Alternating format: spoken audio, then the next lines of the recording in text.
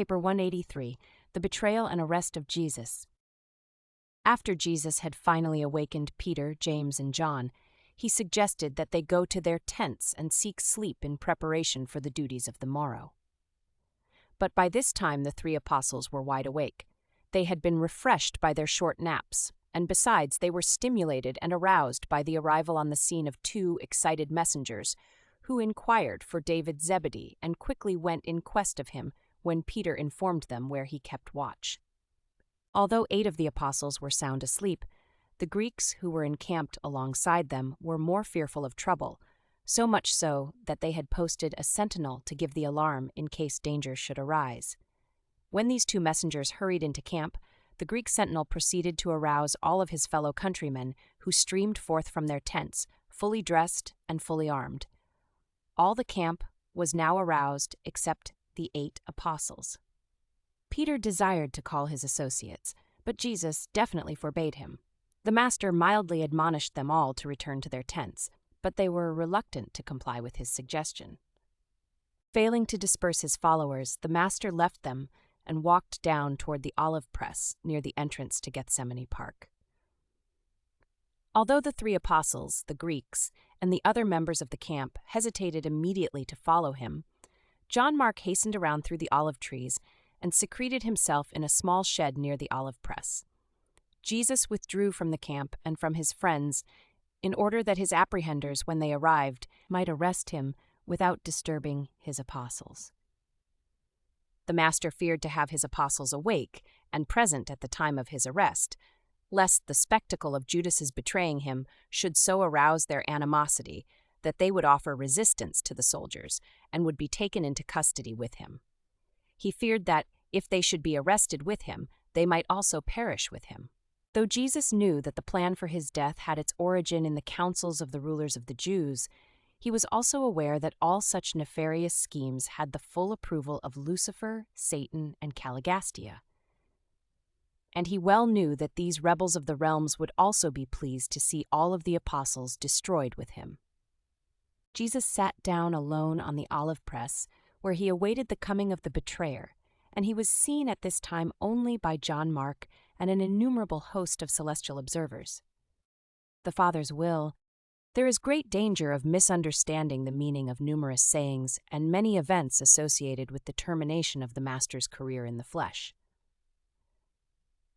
The cruel treatment of Jesus by the ignorant servants and the calloused soldiers, the unfair conduct of his trials, and the unfeeling attitude of the professed religious leaders must not be confused with the fact that Jesus, in patiently submitting to all this suffering and humiliation, was truly doing the will of the Father in paradise.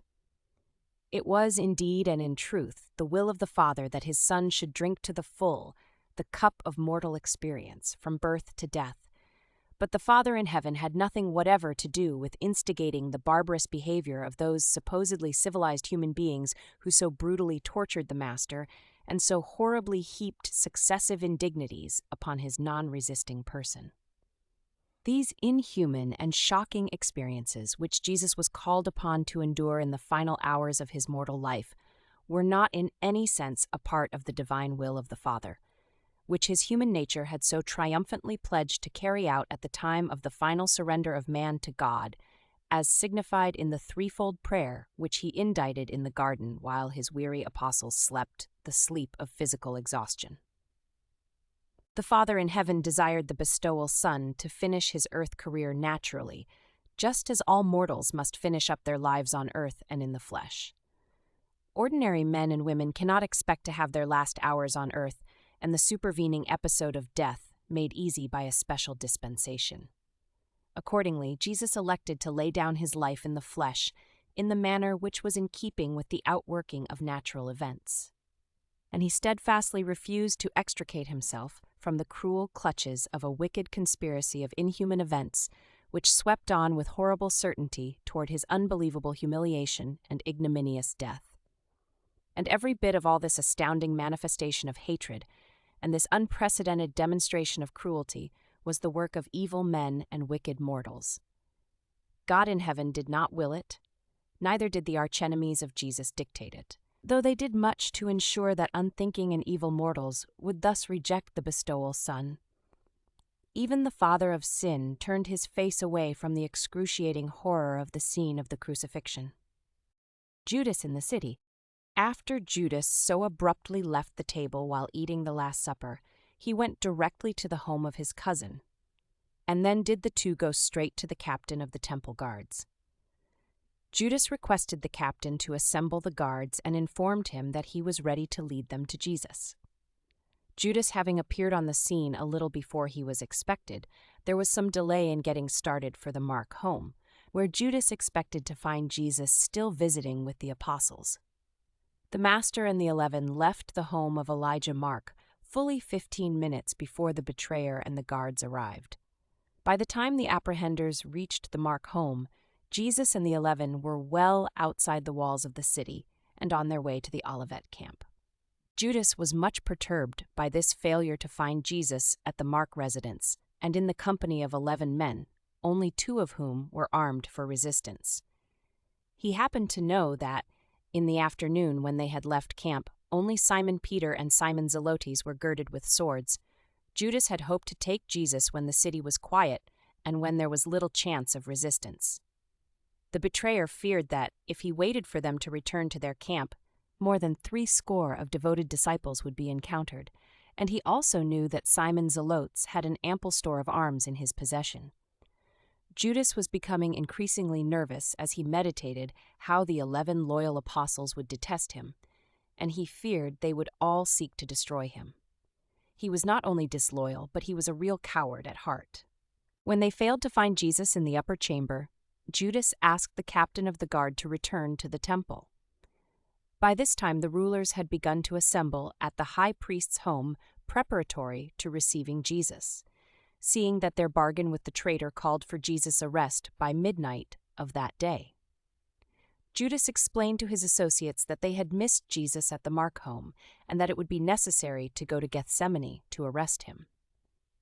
The betrayer then went on to state that more than 80 devoted followers were encamped with him and that they were all well armed. The rulers of the Jews reminded Judas that Jesus had always preached non-resistance, but Judas replied that they could not depend upon all Jesus' followers obeying such teaching. He really feared for himself, and therefore made bold to ask for a company of 40 armed soldiers. Since the Jewish authorities had no such force of armed men under their jurisdiction, they went at once to the fortress of Antonia and requested the Roman commander to give them this guard.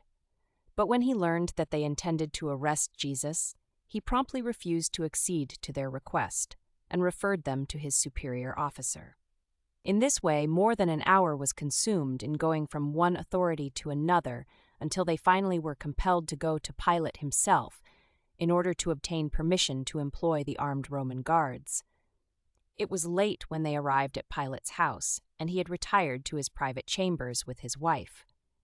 He hesitated to have anything to do with the enterprise, all the more so since his wife had asked him not to grant the request. But inasmuch as the presiding officer of the Jewish Sanhedrin was present and making personal request for this assistance, the governor thought it wise to grant the petition, thinking he could later on right any wrong they might be disposed to commit. Accordingly, when Judas Iscariot started out from the temple, about half after 11 o'clock, he was accompanied by more than 60 persons, temple guards, Roman soldiers, and curious servants of the chief priests and rulers.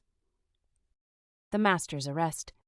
As this company of armed soldiers and guards carrying torches and lanterns approached the garden, Judas stepped well out in front of the band that he might be ready quickly to identify Jesus so that the apprehenders could easily lay hands on him before his associates could rally to his defense. And there was yet another reason why Judas chose to be ahead of the Master's enemies. He thought it would appear that he had arrived on the scene ahead of the soldiers so that the apostles and others gathered about Jesus might not directly connect him with the armed guards following so closely upon his heels. Judas had even thought to pose as having hastened out to warn them of the coming of the apprehenders, but this plan was thwarted by Jesus' blighting greeting of the betrayer. Though the Master spoke to Judas kindly, he greeted him as a traitor. As soon as Peter, James, and John, with some 30 of their fellow campers, saw the armed band with torches swing around the brow of the hill, they knew that these soldiers were coming to arrest Jesus, and they all rushed down to near the olive press, where the Master was sitting in moonlit solitude. As the company of soldiers approached on one side, the 3 apostles and their associates approached on the other. As Judas strode forward to accost the Master, there the 2 groups stood, motionless, with the Master between them, and Judas making ready to impress the traitorous kiss upon his brow. It had been the hope of the betrayer that he could, after leading the guards to Gethsemane, simply point Jesus out to the soldiers, or at most carry out the promise to greet him with a kiss, and then quickly retire from the scene. Judas greatly feared that the apostles would all be present, and that they would concentrate their attack upon him in retribution for his daring to betray their beloved teacher. But when the Master greeted him as a betrayer, he was so confused that he made no attempt to flee. Jesus made one last effort to save Judas from actually betraying him, in that, before the traitor could reach him, he stepped to one side, and addressing the foremost soldier on the left, the captain of the Romans said, "Whom do you seek?" The captain answered, "Jesus of Nazareth." Then Jesus stepped up immediately in front of the officer, and standing there in the calm majesty of the God of all this creation, said, "I am he." Many of this armed band had heard Jesus teach in the temple. Others had learned about his mighty works, and when they heard him thus boldly announce his identity, those in the front ranks fell suddenly backward. They were overcome with surprise at his calm and majestic announcement of identity. There was, therefore, no need for Judas to go on with his plan of betrayal. The Master had boldly revealed himself to his enemies, and they could have taken him without Judas's assistance. But the traitor had to do something to account for his presence with this armed band. And besides, he wanted to make a show of carrying out his part of the betrayal bargain with the rulers of the Jews in order to be eligible for the great reward and honors which he believed would be heaped upon him in compensation for his promise to deliver Jesus into their hands. As the guards rallied from their first faltering at the sight of Jesus and at the sound of his unusual voice, and as the apostles and disciples drew nearer, Judas stepped up to Jesus and, placing a kiss upon his brow, said, "Hail, Master and Teacher." And as Judas thus embraced his Master, Jesus said, "Friend, is it not enough to do this? Would you even betray the Son of Man with a kiss?" The apostles and disciples were literally stunned by what they saw. For a moment, no one moved. Then Jesus, disengaging himself from the traitorous embrace of Judas, stepped up to the guards and soldiers and again asked, "Whom do you seek?" And again the captain said, "Jesus of Nazareth." And again answered Jesus, "I have told you that I am he. If therefore you seek me, let these others go their way. I am ready to go with you." Jesus was ready to go back to Jerusalem with the guards, and the captain of the soldiers was altogether willing to allow the 3 apostles and their associates to go their way in peace. But before they were able to get started, as Jesus stood there awaiting the captain's orders, one Malchus, the Syrian bodyguard of the high priest, stepped up to Jesus and made ready to bind his hands behind his back, although the Roman captain had not directed that Jesus should be thus bound. When Peter and his associates saw their master being subjected to this indignity, they were no longer able to restrain themselves. Peter drew his sword and with the others rushed forward to smite Malchus. But before the soldiers could come to the defense of the high priest's servant, Jesus raised a forbidding hand to Peter and, speaking sternly, said, "Peter, put up your sword. They who take the sword shall perish by the sword. Do you not understand that it is the Father's will that I drink this cup? And do you not further know that I could even now command more than 12 legions of angels and their associates who would deliver me from the hands of these few men?"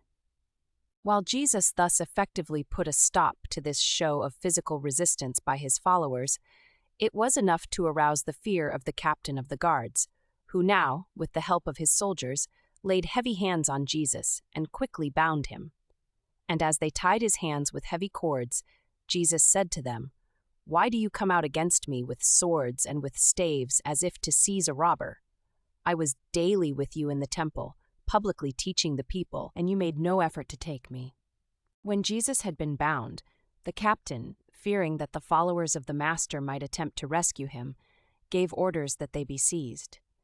But the soldiers were not quick enough, since, having overheard the captain's orders to arrest them, Jesus' followers fled in haste back into the ravine. All this time, John Mark had remained secluded in the nearby shed.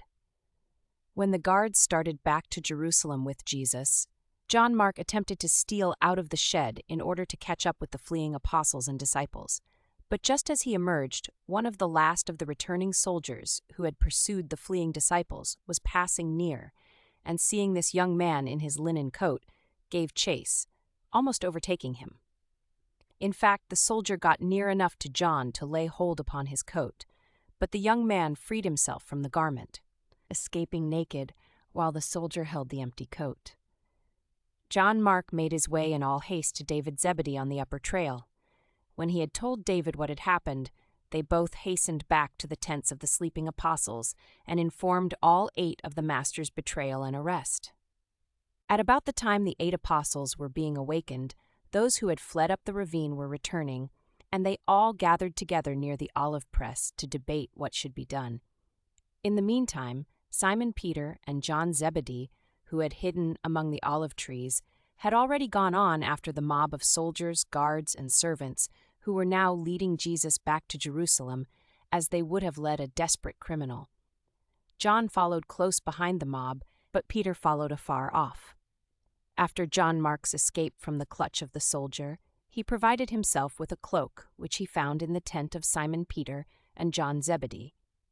He suspected the guards were going to take Jesus to the home of Annas, the high priest emeritus, so he skirted around through the olive orchards and was there ahead of the mob, hiding near the entrance to the gate of the high priest's palace. Discussion at the olive press. James Zebedee found himself separated from Simon Peter and his brother John, and so he now joined the other apostles and their fellow campers at the olive press to deliberate on what should be done in view of the Master's arrest. Andrew had been released from all responsibility in the group management of his fellow apostles. Accordingly, in this greatest of all crises in their lives, he was silent.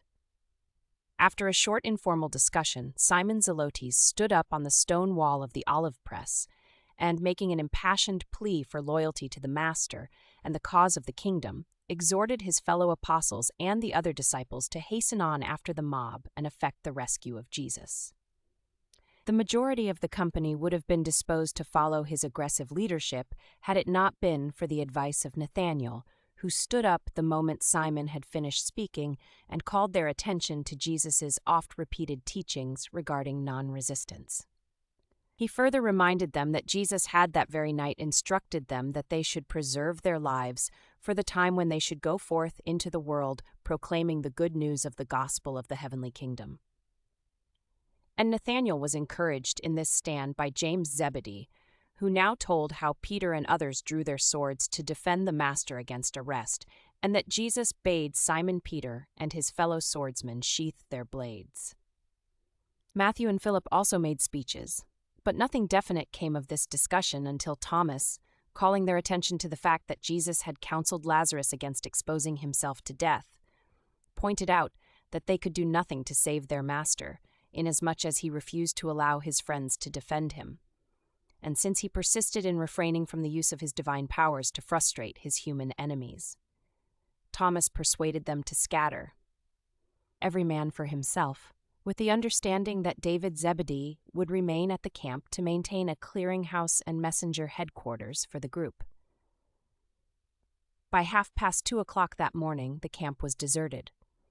Only David remained on hand with 3 or 4 messengers, the others having been dispatched to secure information as to where Jesus had been taken and what was going to be done with him. 5 of the apostles, Nathanael, Matthew, Philip, and the twins, went into hiding at Bethpage and Bethany. Thomas, Andrew, James, and Simon Zelotes were hiding in the city. Simon Peter and John Zebedee followed along to the home of Annas. Shortly after daybreak, Simon Peter wandered back to the Gethsemane camp, a dejected picture of deep despair. David sent him in charge of a messenger to join his brother Andrew, who was at the home of Nicodemus in Jerusalem. Until the very end of the crucifixion, John Zebedee remained, as Jesus had directed him, always near at hand, and it was he who supplied David's messengers with information from hour to hour, which they carried to David at the garden camp, and which was then relayed to the hiding apostles and to Jesus' family. Surely the shepherd is smitten and the sheep are scattered. While they all vaguely realize that Jesus has forewarned them of this very situation, they are too severely shocked by the Master's sudden disappearance to be able to use their minds normally. It was shortly after daylight and just after Peter had been sent to join his brother that Jude, Jesus' brother in the flesh, arrived in the camp, almost breathless and in advance of the rest of Jesus' family, only to learn that the Master had already been placed under arrest, and he hastened back down the Jericho road to carry this information to his mother and to his brothers and sisters. David Zebedee sent word to Jesus' family by Jude to foregather at the house of Martha and Mary in Bethany, and there await news which his messengers would regularly bring them. This was the situation during the last half of Thursday night and the early morning hours of Friday, as regards the apostles, the chief disciples, and the earthly family of Jesus. And all these groups and individuals were kept in touch with each other by the messenger service, which David Zebedee continued to operate from his headquarters at the Gethsemane camp. On the way to the high priest's palace, before they started away from the garden with Jesus, a dispute arose between the Jewish captain of the temple guards and the Roman captain of the company of soldiers as to where they were to take Jesus. The captain of the temple guards gave orders that he should be taken to Caiaphas, the acting high priest. The captain of the Roman soldiers directed that Jesus be taken to the palace of Annas, the former high priest and father-in-law of Caiaphas. And this he did, because the Romans were in the habit of dealing directly with Annas in all matters having to do with the enforcement of the Jewish ecclesiastical laws. And the orders of the Roman captain were obeyed. They took Jesus to the home of Annas for his preliminary examination. Judas marched along near the captains, overhearing all that was said, but took no part in the dispute, for neither the Jewish captain nor the Roman officer would so much as speak to the betrayer. They held him in such contempt. About this time, John Zebedee, remembering his master's instructions to remain always near at hand, hurried up near Jesus as he marched along between the two captains. The commander of the temple guards, seeing John come up alongside, said to his assistant, "Take this man and bind him. He is one of this fellow's followers." But when the Roman captain heard this, and looking around saw John, he gave orders that the apostle should come over by him, and that no man should molest him. Then the Roman captain said to the Jewish captain, "This man is neither a traitor nor a coward. I saw him in the garden, and he did not draw a sword to resist us. He has the courage to come forward to be with his master, and no man shall lay hands on him. The Roman law allows that any prisoner may have at least one friend to stand with him before the judgment bar, and this man shall not be prevented from standing by the side of his master, the prisoner." And when Judas heard this, he was so ashamed and humiliated that he dropped back behind the marchers, coming up to the palace of Annas alone. And this explains why John Zebedee was permitted to remain near Jesus all the way through his trying experiences this night and the next day. The Jews feared to say aught to John or to molest him in any way because he had something of the status of a Roman counselor, designated to act as observer of the transactions of the Jewish ecclesiastical court. John's position of privilege was made all the more secure when, in turning Jesus over to the captain of the temple guards at the gate of Annas's palace, the Roman, addressing his assistant, said, "Go along with this prisoner and see that these Jews do not kill him without Pilate's consent. Watch that they do not assassinate him, and see that his friend, the Galilean, is permitted to stand by and observe all that goes on." And thus was John able to be near Jesus right on up to the time of his death on the cross. Though the other 10 apostles were compelled to remain in hiding, John was acting under Roman protection, and the Jews dared not molest him until after the Master's death. And all the way to the palace of Annas, Jesus opened not his mouth. From the time of his arrest to the time of his appearance before Annas, the Son of Man spoke no word.